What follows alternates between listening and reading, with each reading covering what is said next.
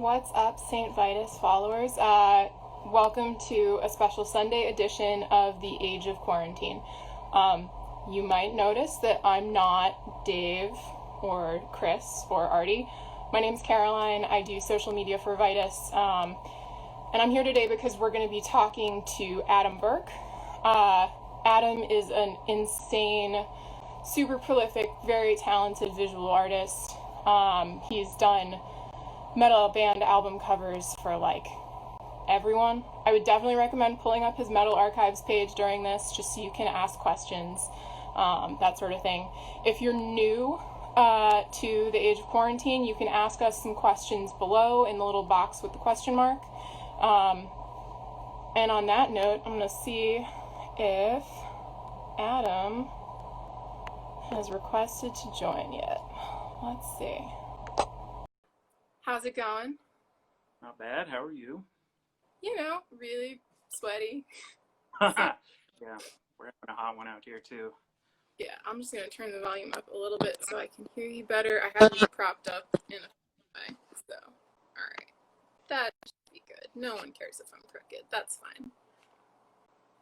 But yeah, so welcome.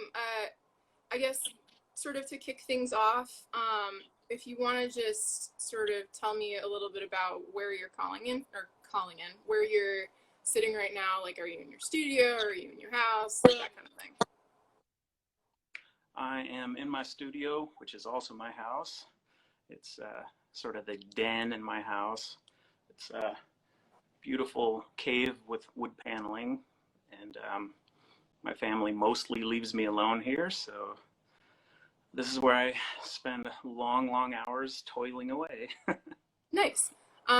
So I know also, like, you have actually been able to, like, carve out illustration as, like, the thing you do to pay your bills, like, as a living. For the non-artists that are out here, I'd love it if you could kind of give us an idea of what that is like as a day-to-day, sort of, like, how you've managed to kind of make that transition, because it's, for anybody who's watching, that is not an easy thing to do. So the fact that Adam has managed to make that work is just like already just so cool. Well, thank you. I do feel very lucky, very fortunate. I mean, it's definitely a dream job. It was not without a lot of sacrifice. When I started doing it, I was a single parent, and I actually think that was kind of a strangely important aspect of it, because I had sort of a like I cannot fail mentality, and it was about, I mean, I used to do landscaping, and it took about 4 years from when I started just kind of playing around with painting and illustration and getting paid for it occasionally, to when I could say like, oh, I think I'm going to stop doing other work. And just about everyone in my life thought that was crazy. But I think I just had such a I wanted it so bad that I just kind of stuck it out. And I actually think the thing that was the tipping point is that I was able to put up with more stress than, I don't know, maybe some people have more pressures on them, so they would have just gone like, oh, screw it, I can't live like this, I gotta get a real job. And I probably should have done that at various points, but yeah, it was just kind of like stubbornly hanging on that really eventually, it just kind of snowballs after a while. That makes sense. This is sort of a weird question, but I guess like as far as sort of what you would consider like your development as an artist, like I assume you were always interested in drawing and stuff as a kid, like painting. But I know from reading some profiles and interviews with you that like there was a period of time where you weren't really like focusing on art. So I was wondering if you could kind of talk a little bit about kind of how that transition happened, and like, and some of the I guess not just the driving factors, but like also some of the things that made it really rewarding to kind of come back to it. yeah, I mean, I was one of those kids who like would pick up a pencil anytime I was bored as a kid. That was kind of the main, the go-to way to pass time. Um, so, you know, got to be where I was like a competent drawer by the time I was a teenager. Um, and, uh, my family would tell me, like, well, you're not going to make a living as an artist. So, what's something you can do drawing that will, that you can make a living at? So I picked architecture and Yep. kind of went down that path, took a bunch of classes in high school, went to college for architecture up in North Idaho, and spent a year in their architecture program and then switched majors to fine arts. And but I had no idea. I was doing sculpture, doing like Huh. modern conceptual art, like artsy guy stuff. Literally never would have guessed looking at your contemporary work. Yep. Um, it was good though, because I think it gave me some context of the art world at large. Um, but like I remember, I had painting classes at that point, and translating drawing to painting was just not something my brain, I just didn't know what the hell. So painting wasn't really happening. I think a lot of people that maybe don't have like hands-on art experience like don't really understand that those are not necessarily like the same skill set. Yeah, yeah. I, Um, I do think drawing is maybe the number one, like if you're doing kind of a realist style, um, being able to draw is just like the most foundational, most important aspect. yeah, But after that, painting is absolutely its own medium. yeah. I mean, personally, I think painting is a fucking nightmare, so I have nothing but respect for what you're doing.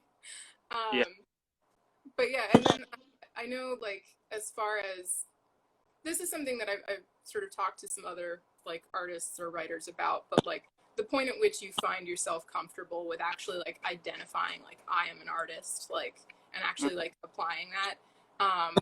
Is that something where you, like at this point obviously you have to feel sort of comfortable with that because like it's your job. But was that ever sort of like a weird kind of transition and It, it still is. When people ask what I do, if I say I'm a painter, um, they assume I'm talking about painting houses, and so I'll say illustrator sometimes, even though I think of myself as a painter.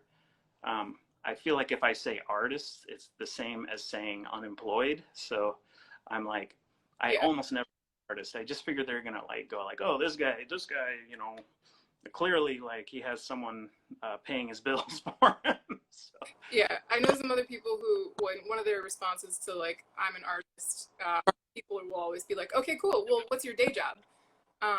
yep, So, yep. Well, uh, and a lot of, at least in the town I live in, a lot of people will say I'm an artist first, when in fact, they like draw or paint for like 2 hours a month and work at the coffee shop the rest of the time. So yeah, it's funny. Yeah, that stuff is it's funny. I mean, people definitely have a lot of their own ideas of what an artist is. yeah. Well, and I think also like there's a point at which like to get back to what, sort of where we started, like the fact that you have managed to kind of make this a viable living, Mm-hmm. I think sort of gets at the whole like who call themselves an artist and who doesn't, because Mm-hmm. to like making a viable living as an artist is like not easy. It requires crazy long hours, that kind of thing. So I was wondering actually, you might be interested in sort of walking us through like what a typical day looks like for you when you're working on like a commission or something. Mm-hmm. Um, well, I'm a dad before I'm anything. So I have two teenagers and a 1-year-old who are under my care, and along with my amazing wife. Um, so the day always starts with my 1-year-old hollering, and I'm the early riser, and she still gets up with him at night sometimes. So I figure I can like get up and do something in the morning. So I kind of get them up and stumble around and try and get as much coffee in my body as possible. Um, but you know, after kind of everyone's up and breakfast is made, I'll usually try and find some moment where I can be like, all right, ducking out, everybody, and come down. And I mean, I kind of always have a pretty big backlog of commissions these days. So um, if I was being, I mean, I try to treat it like a job. So I like put in the hours, but there's an element of it if I treat it too much that way, it's pretty draining on just my creative abilities. So you know, if I'm kind of firing on all cylinders, I'll let's say I'm going to start a new commission. Um, I will usually just start kind of really trying to ingest what the band is asking me to do, and then I just start kind of researching, you know, just looking through the internet for artists who I think might have done things in a way that'll inspire me. You know, a lot of landscape artists and stuff. Look Like, for. who were some of the faves for that? Um, oh, I mean, a lot of people will mention like John Martin and Albert Bierstadt and you know, some of those like 19th century landscape painters, the big giant epic scene. Yeah, like the Courbets and Corrots and yeah. Yeah, and Hudson School and all that stuff. So yeah, I do look at a lot of those. I mean, I look at a lot of just like photography. Um, but you know, sometimes it's more like I've got to, like someone will be like, okay, we want, you know, a mysterious figure in, I don't know. I mean, the descriptions are always funny to interpret, but you know, I got to use reference photos, not because I ever paint anything straight from a reference photo, but I got to see like how does the light hit the fold of a cloth on a cloaked wizard, you know, like I want it to all kind of feel like it's an environment that you'd understand. So a lot of kind of gathering of materials, and then like I a research stage. yeah, yeah. And that's kind of the most fun. It's like the laziest part of my job, where I can just sort of like browse the internet. And it's hard to like kind of jump off the edge to starting a painting, because it's kind of something I try to like really lose myself in and put in long hours. So there's always this kind of gearing up that, and like procrastinating. Yeah. Once Procrastinating. Yeah, yeah. I feel like artists know a thing or two about that. But once the tube of paint is open, once I like squeeze it out onto my palette, then it's like you know, the paint is expensive, so I got to use this stuff. Well, and you're working mostly in acrylic, right? Yeah. Yeah. So that shit also dries really fast. Like there are like those water palettes and stuff that you can use to try and extend the life of it. But like, I think one of the things that's sort of interesting to me about like your work in general, I know like on like a cognitive level, I know that you're working in acrylic, but it like reads sort of like in this like velvety oil kind of space. To me, just I think partly because of sort of the depth of color you get sort of like interesting transparencies, but also just like the fact that there's some like really sort of nods to like these classic landscapes that you were talking about. Like, I don't know, it's sort of interesting. And I guess with regards to like the commissions and stuff like that, I know primarily like you don't exclusively work with heavy metal and like various like types of metal bands, but I know they do make up probably like most of your client base. Yeah, the illustration. So I think of my work as kind of having like a fine art side, and illustration side, and the fine art side tends to get kind of neglected.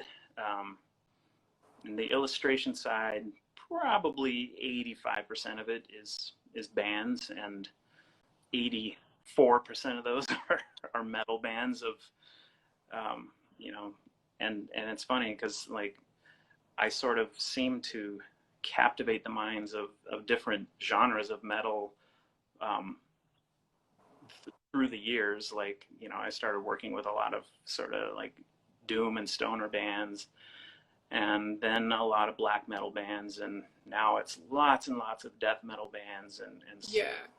you know, sort of all the little like sub genres and like mashups of those. And I don't know why that is. It's, you know, I don't even think of myself as striving to be a metal artist. Yeah. It's, you know, I just want to paint, and you know, I think all our kind of collective minds we arrive in these places at the same time sometimes. So now I'm a death metal painter. Yeah. Well, and it's funny because I kind of think of your work like, not because it looks like Paolo Girardi's, but I kind of think of you sort of in the same breath as Paolo Girardi, because you both have this like instantly identifiable style where I can pick out the influences, but I can also be like, that's Adam, that's Paolo.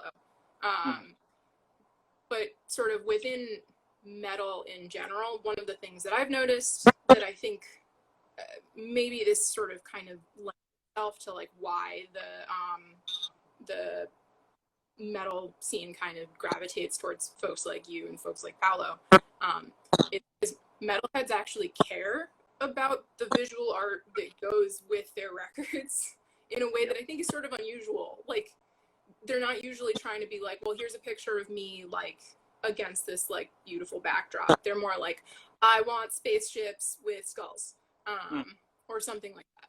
So I was wondering, if you could talk a little bit about how sort of when a metal band approaches you, sort of what some of the back and forth is like, and like, I mean, as you mentioned, your commission schedule is also really full. So like, what sort of things do you say yes to? What sort of things do you say no to? I mean, it's your living also, so I assume that saying no is not as much of a thing you do, but. Yeah, I don't say no very often. I would like to say no far more often if I could, you know, not be bound by the constraints of working under capitalism. But yeah, so like most of the inquiries just come either through like Instagram or I don't know, they find their way to me one way or the other. I will tell a band, you know, my kind of just typical pricing and process, and I've got that worded in this long ass paragraph that I've tried to kind of answer every common question as succinctly as possible for people, and then, you know, people will go, okay, that's great, let's do it, and then we kind of talk concept, because I think a lot of people are going to be like, well, are you going to even want to do this? And you know, I never make a painting that I can't feel proud about. I mean, I have paintings that I feel like were more successful, and let, you know, like, oh, I did a terrible job drawing that witch face, but I will have given it my best, you know. So I sometimes they have a very fully fleshed out concept, and I basically just try to like give them the me version of that. You know, something that I can feel proud of, but something that I think is delivering like the kind of soul of what they're asking for. Sometimes though, it's a little more of a like, you know, we love your work, we want to hear what you come up with, so we'll kind of bounce some ideas back and forth, and I always really enjoy that.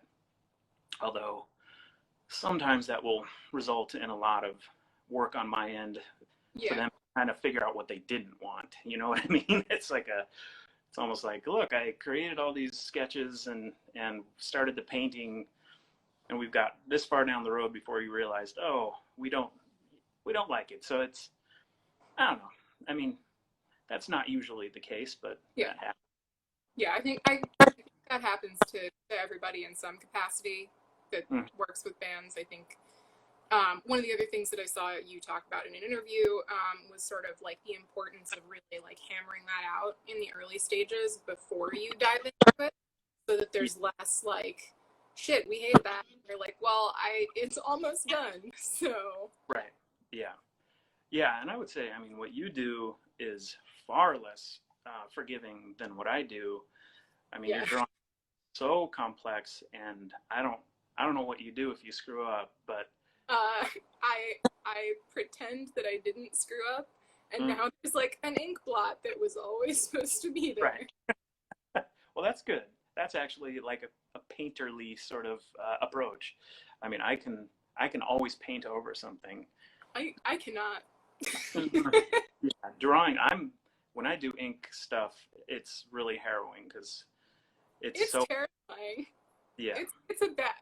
If anybody out there tempted to start drawing with ink, don't. It's a bad idea. Yeah, it's. I sweat a lot. I curse a lot. It's. Yeah. Same way. It's so unforgiving. Watercolor is fucking horrifying. Actually, that sort of raises a good segue for me, because I've seen also some of your personal stuff, like, and a little bit more of like your older stuff. There are these like kind of cool, like ghostly, kind of watery, like ink and watercolor and probably other stuff. And I was wondering, like, I know I haven't really seen as much of that in some of the album art. I know there's some of it, but it seems like people are mostly coming to you more for like the acrylic. And yes, Dave sweating and cursing is very metal. But yeah, I was wondering if you can kind of talk a little bit about sort of like the distinction between like your professional work and your personal work, and sort of like, since you are, you know, making this your living, like how you kind of carve out the time for that. Yeah, just kind of your approach to kind of the distinction between the two, like how you make that work.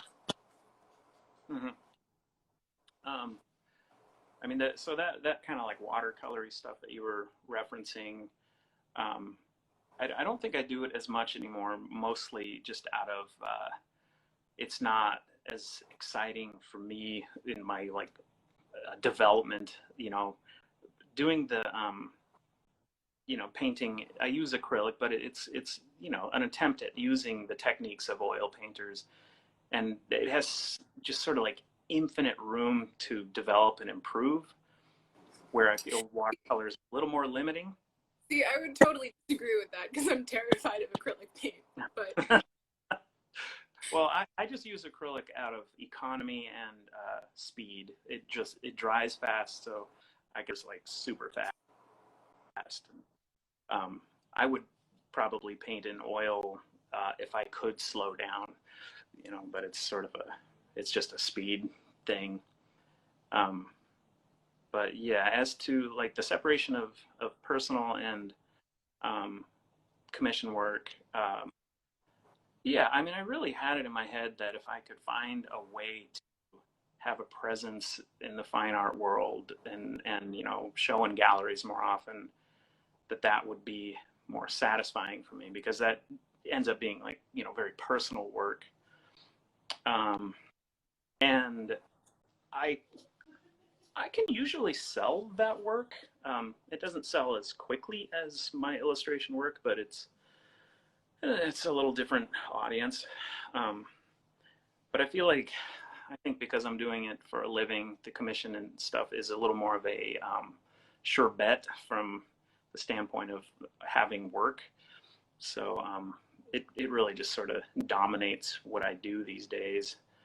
The one cure I have for that is that I will quite often I just take a couple days to do pieces that I just come up with out of my head, and I'll offer them up for license. You know, I kind of have in mind maybe this is subject Yeah. matter someone would use as an album cover, but there I can get a bit more exploratory and a little more personal.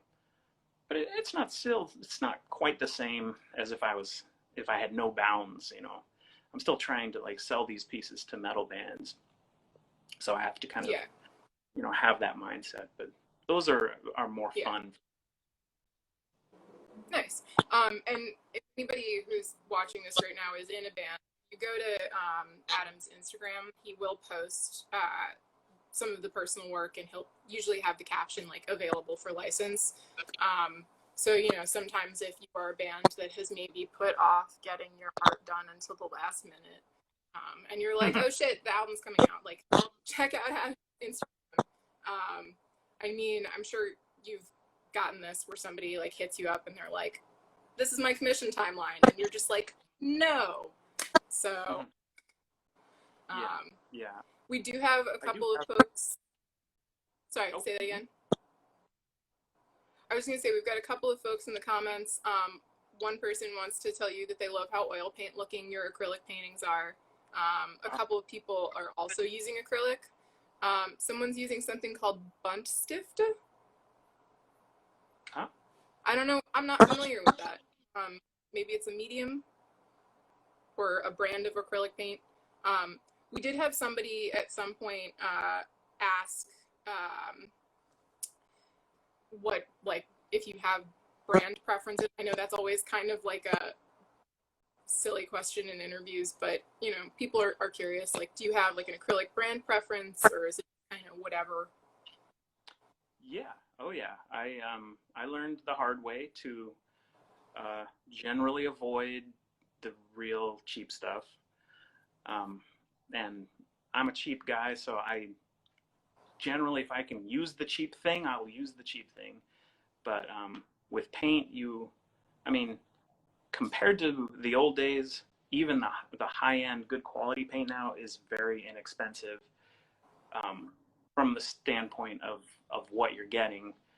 I mean, I know that's hard for someone who's struggling to make a living to, you know, go and spend $50 on a tube of red paint. But I would say if you can afford it, get the good ones. I predominantly use M. Graham. They're made here in Oregon, but they're pretty widely available. And this is acrylics. I use Golden. Like, their quality is always great, perfect. Never hesitate. Those are the two acrylics I use most. And I think Golden just bought Williamsburg too, who are pretty famous for like really nice oil paints. Mm-hmm. So yeah. Yeah. Oils I use Gamblin. They're also made here in Oregon. So yeah, I don't have much experience with painting, but I definitely do. I did internalize a few painting professors who kind of just like yelled at me about like why you use the good stuff. Basically like the idea that it boiled down to how much pigment is in the tube versus how much binder. So like if you're paying more for it, it's probably more pigment, so you can use less of it, kind of. Yeah. But I guess like as far as sort of the personal stuff, I know a lot of your work is really influenced by just like frankly your love of nature. The fact that you were like a little feral child running around in the woods. So I was wondering if you could kind of talk about, because you're also in the Pacific Northwest. So just kind of some of the things that have informed your work, like some of the things you might do to go out and like get inspiration for personal pieces, for non-personal pieces, stuff like that. Mm-hmm. Yeah. Yeah. I'm a nature nerd more than just about anything. And I love plants. I love the forest. I mean, I live in one of the most beautiful places on earth. So I'm very fortunate to have kind of grown up in it. And, you know, I know most of the plants by name when I go out in the woods. So I think it's very much just kind of part of me. but it's also it's just where I feel more at peace. You know, I have a pretty good misanthropic streak that I have to go to the woods so I can not give in to the darkness, the crushing weight of you know, all the other amazing humans on the planet. But yeah, I go hiking, camping a lot. I garden. I mean, that's kind of my like quick way to make myself feel better. Just run out and play around in the garden. I'm a total plant nerd, so I have like it's like an addiction at the plant nursery. Um, but yeah, I mean, I feel like that is probably the stuff that informs my work the most. Just nature and trying to kind of like explore it and portray it. That makes sense. As far as like other like media that you might consume, like books, movies, stuff like that, I feel like one of the things that was always kind of stressed to me is like when you are thinking about making work, just sitting in front of the piece, like it's not just that time, it's also like the time you spend watching movies or like reading a book or like going on a walk, because you're just always kind of problem solving or whatever.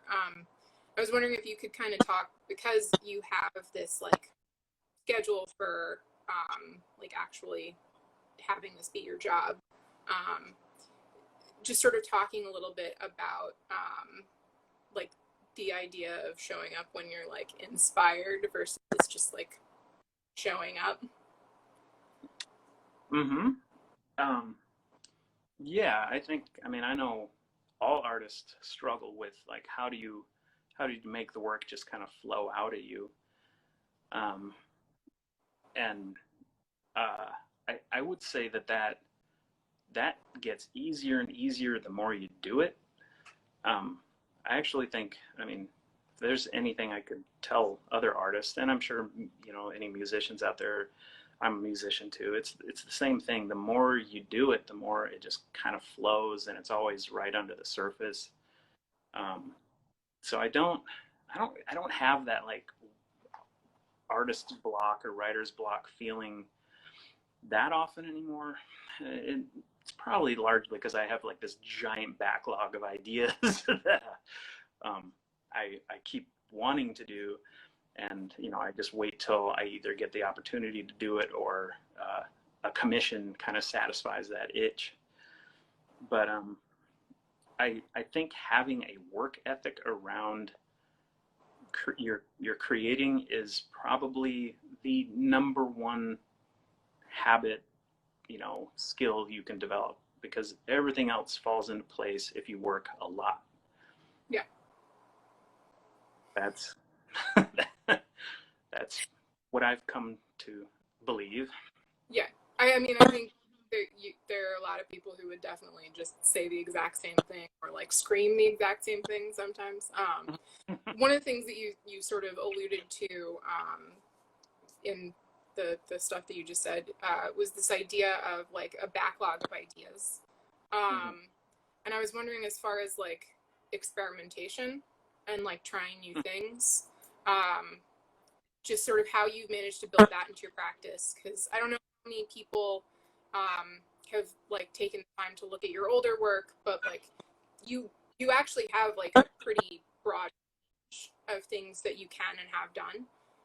So I was wondering if you could talk a little bit about like how you kind of incorporate experimentation and evolution into the way that you work, especially when you have people coming to you being like, I know what your work looks like, so I know what I want, kind of stuff.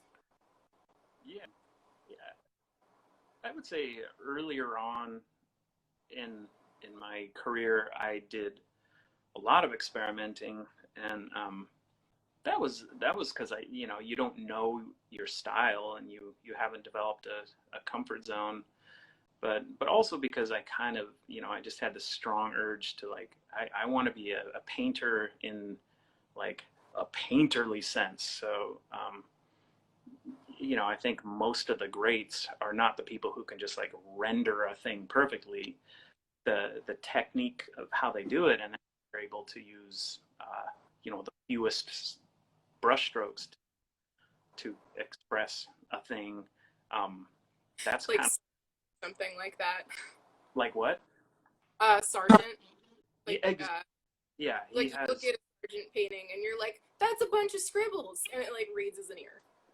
Yep, yep, yeah, and he's the master of them all. I mean, yeah. He's a jerk, I mean, is what he is, yeah, yeah. But that is, those guys, those are the painters that to me are exciting because they've sort of like, well, I got good at drawing a hand with 17, so now what's left? And so it's just exploring the medium of painting.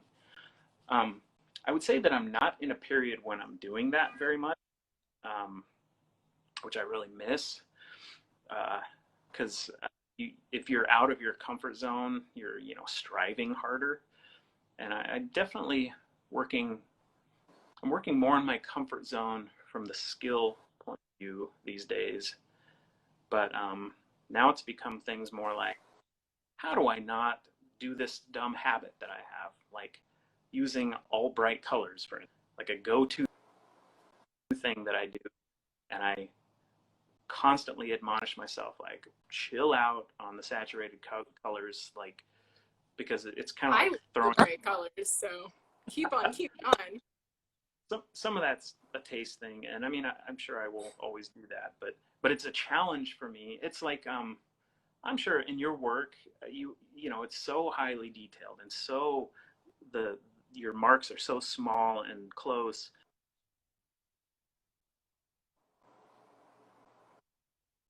The aspects that you kind of tell yourself, oh, I should develop this. I don't know if you have that in your work. Yeah, where it's definitely a thing where like I'll look at something and I'll be like, everything is really detailed. My eye doesn't know what to focus on now. Like, how do I fix this? Yep. Yeah, that actually is exactly one of my current most important goals, is to, if you're doing a vast landscape and you paint the thing that's 10 miles away on the horizon, which I'm going to say this metal art all looks like this, and it's like a thing that you can really, look at the great painters out there. They're not doing that typically. They did in the old days because I think people didn't realize how the eye was seeing and stuff. But like now we know that we only focus on things in our field of vision, and everything else is peripheral. And if you can create that in a painting, it's usually a stronger painting. Yeah. One of the things that folks might not realize who are watching this is like the concept of perspective is like not that old. Like it was actually invented in the Renaissance. Like, so I'm trying to. I think it was like Piero della Francesca was always like the guy who's held up in art history classes as like, this man invented perspective, and like I'm sure that someone else somewhere also came up with how to do it. But, I think like the concept of like experimentation is sort of new-ish depending on how you look at it. Like the way that we're currently working, where there's like more of a like it's less of a documentarian thing and less of like something that's been tied to religion or like literature. Like that is functionally like something that started happening a lot more in the late 1800s. Yeah. I don't know. I guess sort of to kind of shift gears a little bit, with like the way that you work.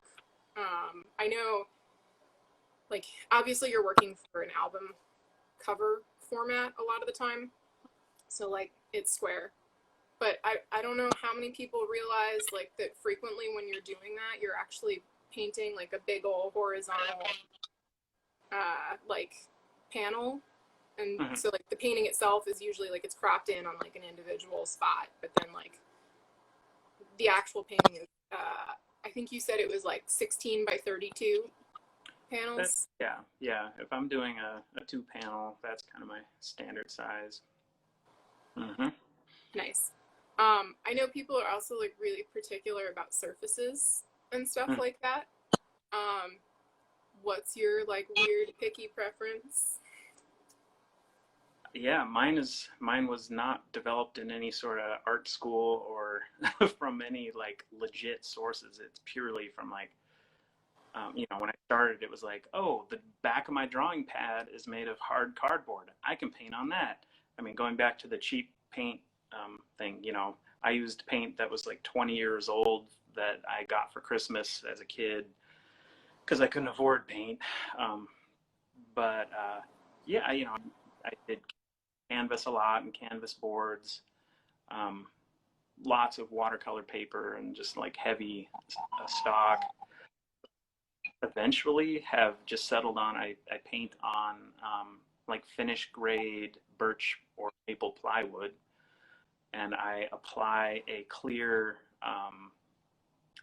acrylic medium over the top of it in kind of a rough texture, because I found like smooth surfaces, I need a little tooth. It's kind of like how water paper works, Yeah. something to grab the paint as your brush passes over it. So I try to give it a little bit of texture, and I think it behaves a little bit like gesso on a board would paint or would behave. Gel medium. That's what I do.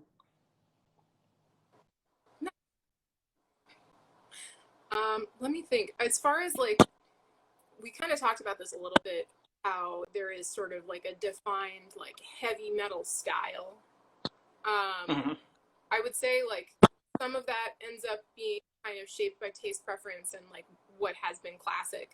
I would sort of honestly argue that like artists like yourself are sort of like redefining what that style is in a contemporary context, but especially because like what you're doing are so prolific that like Mm-hmm.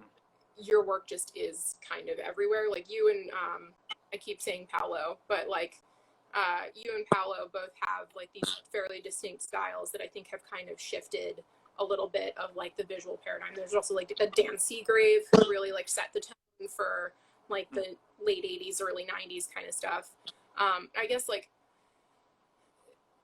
as far as when you're looking at like what the general themes of like metal art are, like without being like particularly misanthropic, like what are you really fucking tired of, and what would you like seeing more of? Yeah. This is a subject that I think about a lot. Yeah. I mean, you and I have traded words about this too. Um, you know, Again, I think of myself as a painter first, so I'm trying to make a good painting, and you know, I mean, there are all kinds of different takes on metal and different styles, but one thing that I find is a common thread is a over attention to tons and tons of detail. It's the same thing as having the most mind-blowing riff. Like if I can write the most mind-blowing riff or a song where I never repeat the same riff, then people's mind will be blown. Yeah, like 12-tone metal. Yep. And it's like, I think there's sort of a like kind of an ADD aspect to that where the excitement over detail can kind of eclipse the overall picture. Like, when you're writing a song, you want to write a good song first and foremost, not blow people's minds with your insane riffs. I shouldn't say, I mean, that's what I want to do when I write a song. And it's the same way with painting. So something that I'm not, the paintings that are the least enjoyable for me are the ones where someone has 50 different fully fleshed out concepts crammed into one painting because they want to just have a trillion little details. And I'd rather have a simple concept where the composition of the painting is, you're going to see it out of the corner of your eye and go like, whoa, like the just catch you and drag you in. and then, you know, you start picking up details and stuff. But that's something like millions of details are not important, and it's not the artist that I want to be. So I find myself talking people out of that occasionally. I'm going to talk people into that, but yeah. But I would say that your work is still sort of has, like, a lot of metal art will be like, there are, like, we want a giant battle with 10,000 orcs and 3 different fortresses and a bunch of wizards, and like each one of them need to be rendered completely. And like at least 4 naked Frazetta babes. Yeah. I would say that your work tends to still be kind of more intimate in subject, and that I don't know. That's just more like what I want to do too. Like, I don't want to paint 10,000 figures, because in the time I have to make your painting, I can't make them look like, you know, painters of old where they got to take 6 months to make a painting. Well, and there are always exceptions to that rule, but at the same time, to your point, like there is sort of like a history and a precedent for that kind of work. Mm-hmm. So if you are going to try and rip that off, like Beksinski worship, for instance, like, I love Beksinski. I want to throw all Beksinski worship out of a fucking window. Because, like, you're not going to do it as well. Like, if you're informed by him, cool, but if you're just, like, trying to, like, do Beksinski, then, like, just ask his, like, foundation if you can license the painting, like. Oh, I know. And, you know, maybe, like, explore why he went crazy. Because he was so mind detailed. No, I agree. And people do that. They get, sorry, my battery's running a little low here. I'm on 10%. Oh no. That's fine. When your battery dies, we can call it. Okay. But I guess while your battery still exists, how can people support your work? Like, boy, I don't. I mean, you know, I seldom say no, so you know, feel free to write and ask. There are times when I have to kind of turn the commission faucet off for a while so they don't stack up, and I would say that I actually think, you know, with the pandemic going on, I feel like we're in kind of a strange state with what musicians are going to be doing. I mean, I hope people are going to just put a lot of energy into making records now.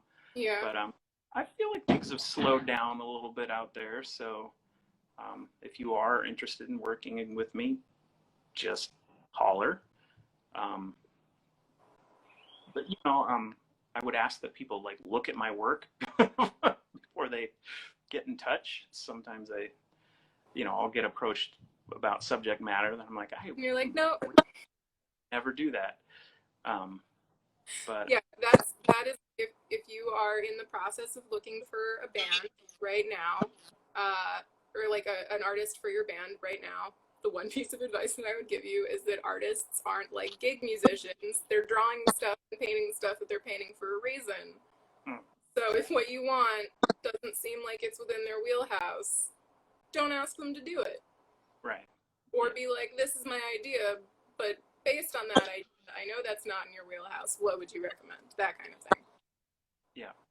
Yeah, and I am someone who generally tries to deliver what people are looking for. I mean, I think of myself as an illustrator in that way, but yeah, it would be, I don't know. And, you know, it's interesting because people, I think, I think digital art has influenced the landscape so much now that people will sometimes think in terms of, like,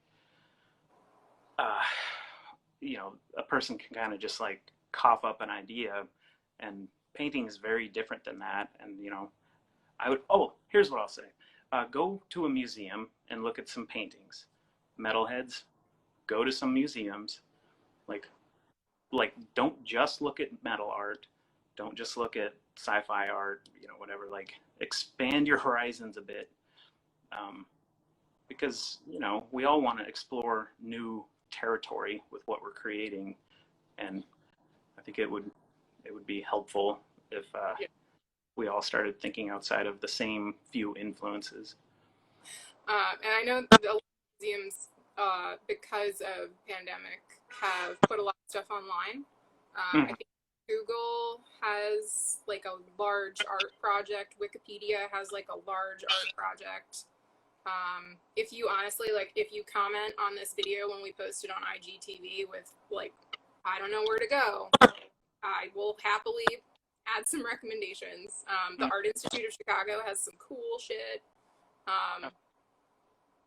Yeah, there are many, many resources, and so many. Internet actually has some good aspects. And you didn't mention it, so I'm going to mention it. Adam is in the process of making prints, so check his profile. He's got a couple of choices. Weigh in on which one you would want, and then actually buy the print if he makes the print. That's a thing that happens. Inside artist joke right there. Yeah. And if you don't have, like, I know everybody's kind of hurting right now. People are in various states of unemployment, and, like, also people are, maybe focusing their money on donating to good causes, like racial justice issues, like, fucking awesome. You can support artists without actually, like, I mean, obviously if you can pay them for stuff, cool. But you can also just, like, leave a comment on their social media or, like, share their stuff and be like, wow, this is fucking awesome. Because we all exist on social media now, and for better or for worse, mostly for worse. Comments and stuff help the algorithm, so. Yeah, and I deeply appreciate all the support I do get, and the good insight.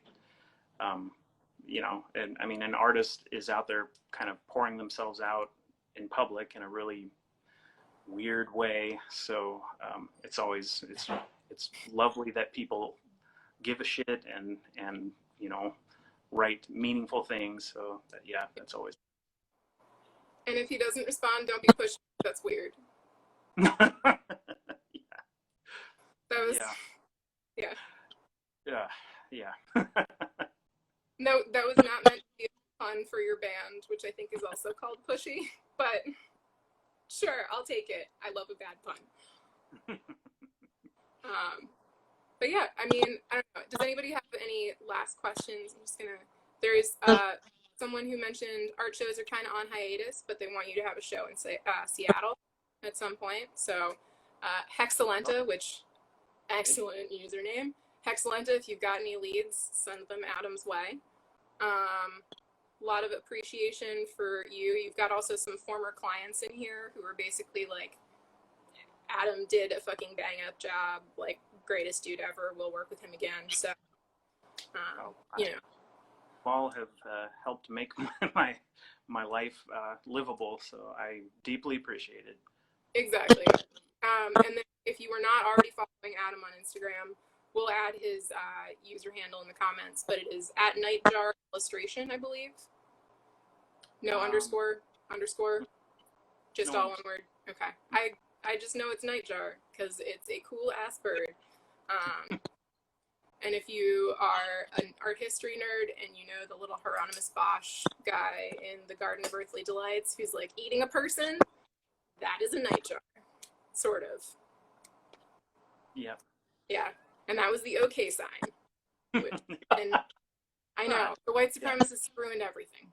Fuck. Yeah. Yeah, exactly. But yeah, so if there aren't any other questions, I know your battery's probably on like 2% right now, but really appreciate you taking the time. It was lovely to finally get to talk to you and like sort of face to face. Hope you stay safe. Hope the man doesn't get you down. What with Portland being terrifying right now. Appreciate the hell out of what your city is doing. Me too. Also, Sam from Artificial Brain is saying, you did a bang up job, etc. And Buddy Messer saying, "What's up?" Oh, hey, buddy. Yeah. Cool. Well, Adam, take really good care of yourself. You too, Caroline. Appreciate it. And for anybody else who's still watching, Age of Quarantine will be back. We're mostly every night at 8 p.m. Eastern during the week. Sometimes we get weekend episodes. So just to keep you on your toes. Stay tuned. And Adam, thank you so much. Thanks. Have a great one. Yeah, you too.